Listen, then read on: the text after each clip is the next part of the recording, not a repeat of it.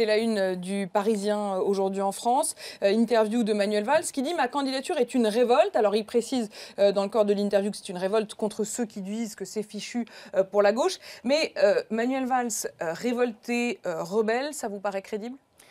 Mais il aurait dû l'être en quelque sorte en 2014. Parce que ce qui s'est passé, beaucoup de gens disent « Ah oui, mais vous avez fait alliance avec Manuel Valls en 2014, vous l'avez soutenu. » Certes, mais parce qu'on voulait qu'il y ait une réorientation de cette politique économique qui déjà nous menait dans le mur. Donc qu'est-ce qui avait été fait à ce moment-là ?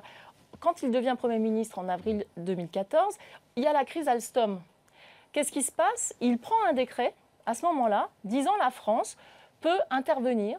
Et l'État peut intervenir, peut prendre des participations dans des entreprises françaises quand il y a une menace pour la souveraineté nationale dans des secteurs stratégiques. Par exemple, Alstom. Ça, il le fait en mai 2014. Donc, c'était une bonne chose. Seulement, il fallait continuer.